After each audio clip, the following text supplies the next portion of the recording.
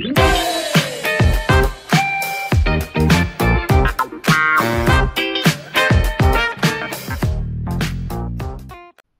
les amis, c'est Acronym. Aujourd'hui dans cette nouvelle vidéo, nous allons parler des types de données, des data types en Rust. Dans la vidéo précédente, nous avons vu les variables et les constantes en Rust. Et à la fin de cette vidéo, juste là, on a dénoté la notation de type de données.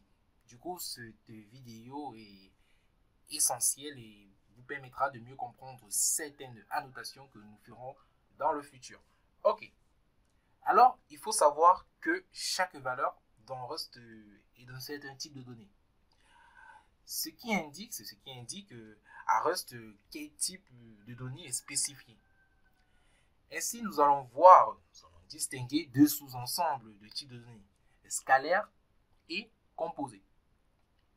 Notez que le Rust est un langage à typage statique, c'est-à-dire qu'il doit connaître les types de toutes les variables au moment de la compilation. Tout de même, comme j'ai évoqué précédemment, le compilateur peut déduire le type que nous voulons utiliser en fonction bien sûr de la valeur et de la manière dont nous l'utilisons.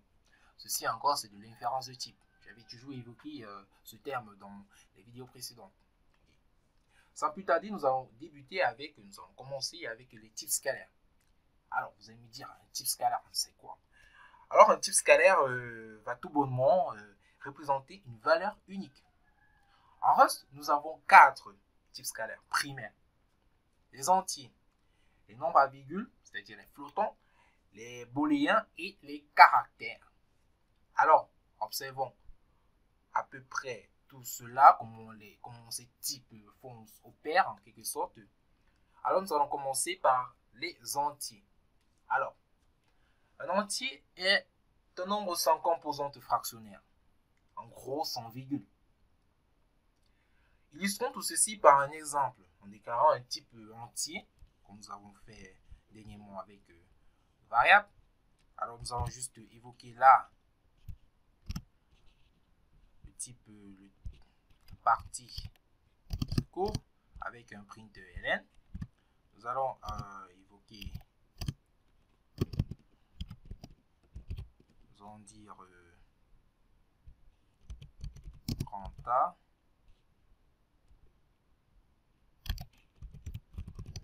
Entier. Ok. Puis, comme je disais tantôt, nous allons déclarer une variable entière en quelque sorte.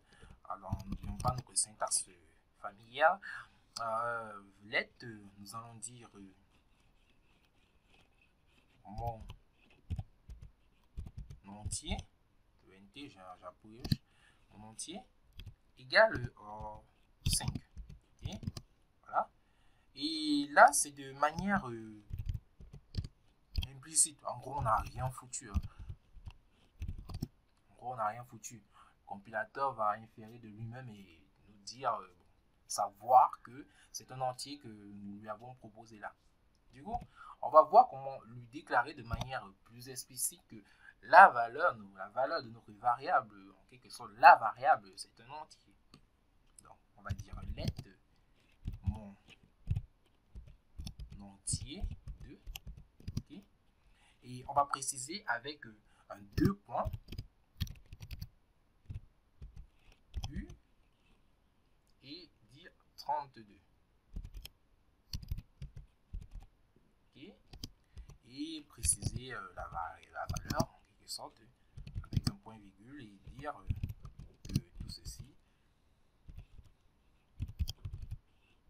on le fait de manière explicite. Alors, on va faire un petit println pour dénoter comment l'affichage va se produire. En disant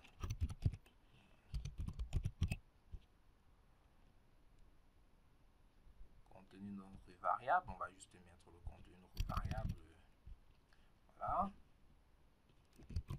C'est OK. Ah, OK. Entier 2. Voilà. Ok, nous allons run tout cela. Le temps que nous run, alors, cette déclaration que je viens de trafiquer, qu'est-ce que c'est en réalité? Oui, j'ai fait un petit bout de ces petits U. Désolé. Voilà. C'est un peu ballot. Ok. Je vais encore voir tout cela. Alors, cette déclaration de type que j'ai faite là, le let de mon entier 2.u32, voilà, et bien, cette indique que la valeur à laquelle il est associé doit être un entier non signé. Avant de continuer, nous allons regarder s'il y a une erreur quelconque. Je pense que tout est parfait, je pense. Voilà, le contenu de notre variable est 5, et voilà. Du coup, comme je disais tantôt, alors la déclaration que je viens de faire, let mon entier 2.u32, alors cette définition indique cette déclaration de type, voilà, indique que la valeur à laquelle il est associé doit être un entier non signé qui prend 32 bits d'espace mémoire. Notez que les types d'entiers signés commencent par I et par ricochet U pour évoque les types d'entiers non signés. Voici un tableau qui montre les différents types d'entiers intégrés dans Rust. Voilà. Notez de manière indicative que chaque variante dans les colonnes signées et non signées peut être utilisée pour déclarer le type d'une valeur entière. Voilà. Alors, vous allez peut-être halluciner ou vous dire qu'est-ce que j'ai foutu à la dernière ligne et que vous ne comprenez rien sûrement. Alors, avant que vous coupez la vidéo et que tout part en vrille, laissez-moi vous expliquer cette dernière ligne. Alors, cette dernière ligne évoque les types isSize et uSize. En fait, les types isSize et uSize dépendent du type d'ordinateur sur lequel votre programme fonctionne. Tout. 64 bits si vous êtes sur une architecture 64 bits et 32 bits si vous êtes sur une architecture 32 bits. Ça, c'est pour uSize, isSize et uSize. Alors c'est bien beau tout cela, mais quand est-ce que l'on utilise ces types, c'est peut-être la question que vous posez. Eh bien, la situation, pour ma part, la situation où vous serez amené à utiliser ces types isSize et uSize est lors de l'indexation d'une collection où, maintenant que nous avons évoqué les entiers avec ce petit tableau, du coup, nous allons passer au flottant.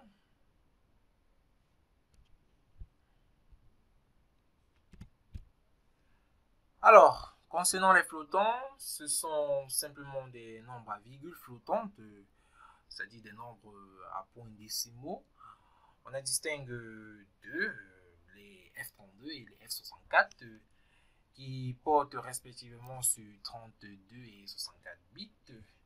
Le type par défaut est F64 car il est plus rapide que F32. Alors, une bonne illustration vaut bien tout cela. Alors, on va toujours faire un petit peu. On va juste copier ceci. On va faire un CTRL-C. On va faire un CTRL-V. Voilà, on va dénoter flottant.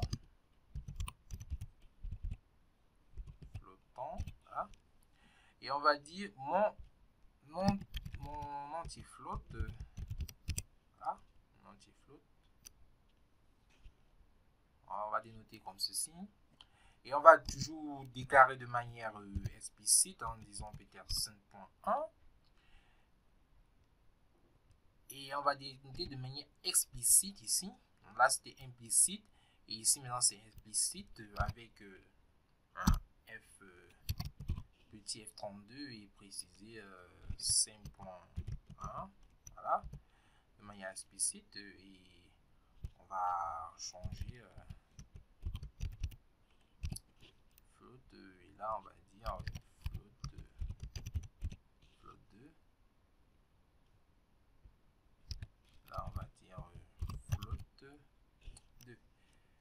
Ok, qu'est-ce qu'on fait? On va juste cliquer sur Run. Ok. Nous descendons un petit peu là et nous constatons bien évidemment que nous avons déclaré un flottant de manière explicite et de manière implicite.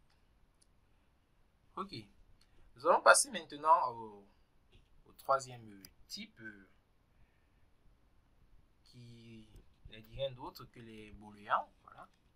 Donc, on va juste faire la même chose et on va juste, je pense, on va faire toujours un CTRL-V. Et là, on va préciser, bon, c'est vrai que là-bas en rouge, je ne pas préciser, on va préciser C, les flottants, voilà, les booléens, pardon. Ok, les booléens. Booléen, voilà. Ok. Alors, un booléen, c'est quoi un booléen, c'est un type, un booléen en Rust plus précisément, a deux valeurs possibles, true ou false. En français, vrai ou faux. Donc, il faut noter que les booléens ont une taille de 1 octet en mémoire. C'est très important de savoir cela. Comme j'ai évoqué au niveau des flottants, que le type par défaut est F64 car il est plus précis que F32, mais bon, F32 est plus rapide que F64. Ce sont des petites choses qu'il faudrait peut-être dénoter. Voilà. Ok. On a la boule. Et on va pas préciser, on va pas mettre une valeur. Comme j'ai dit tantôt, elle prend deux valeurs. On va dire true là. Voilà.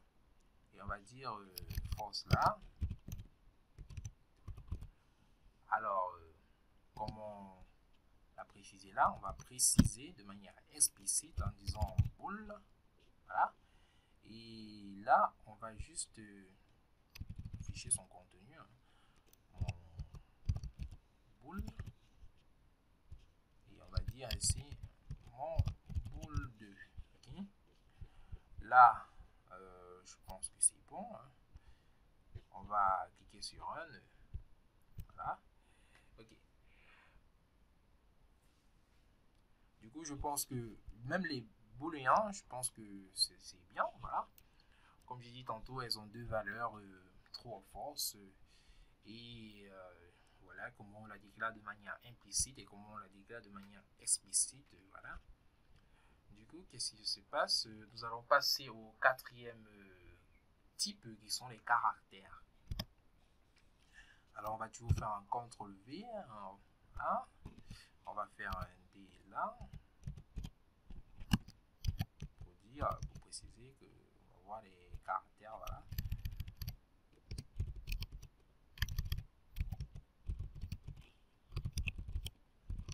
Ok. Bon. Du coup, pour les caractères, ce ne sera pas des entiers, une valeur en quelque sorte. Ce ne sera pas une valeur entière ou décimale. On va dire mon caractère. Et ici, on va dire mon caractère 2. Caractère 2. Alors là, on va préciser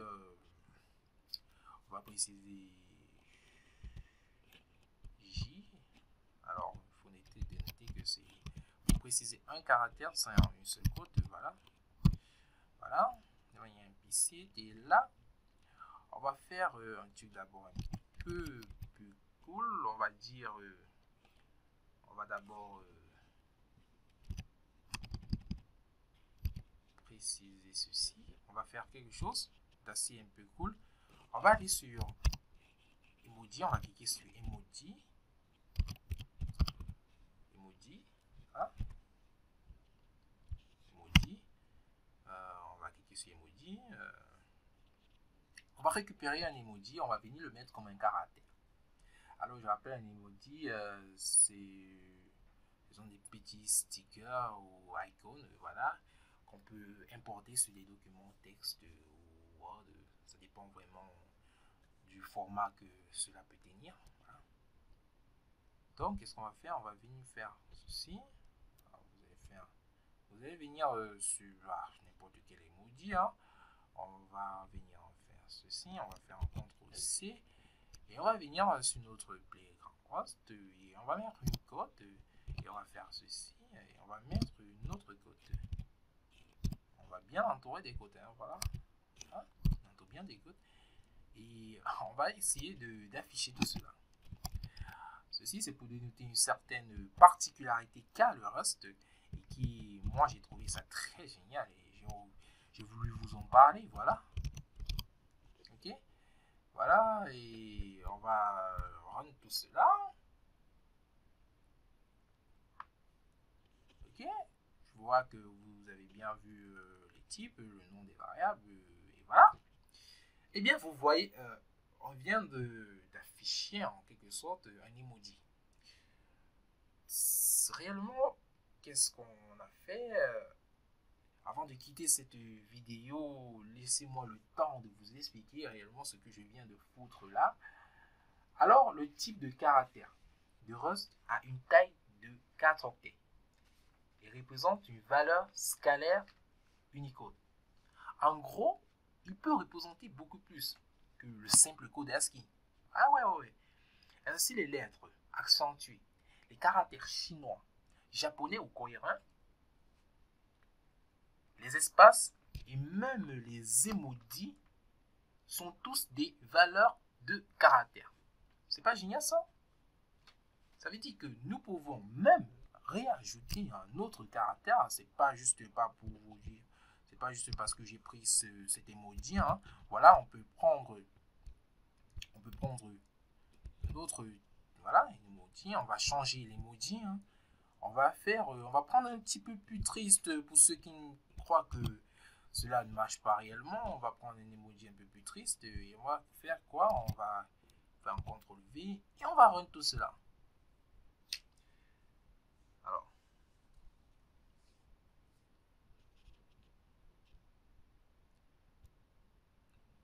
eh bien, vous pouvez bien le constater que nous avons l'emoji triste qui s'affiche devant nous. Voilà. Eh bien, les amis, c'était tout pour cette vidéo. Très courte ou pas. J'espère que vous avez aimé. Et ne vous inquiétez pas. Tout ceci, c'est pour une notion de base. Ce sont les bases du Rust. Dans des tutoriels plus avancés, nous allons essayer de travailler tout cela, de créer un bon programme. Donc du coup, je vous laisse et on se retrouve pour la seconde vidéo qui porte sur les types de données en Rust. Eh bien, comme je dis tantôt, les amis, n'oubliez pas de garder la Rust attitude. Et oui, j'allais oublier, je mettrai si possible un lien vers la description pour vous exercer avec quelques exercices, un lien qui va vous diriger sur un site plus exactement. Et sur ce site, vous allez pouvoir vous exercer, vous allez pouvoir travailler tout ce qu'on a appris dans cette vidéo et dans les vidéos précédentes. Et ici, vous pourrez travailler plus en profondeur tout ce qu'on vient de faire. Et bien les amis, c'était tout pour cette vidéo. Merci, c'était Acronym et surtout, n'oubliez pas la chose la plus importante, garder la Rust attitude.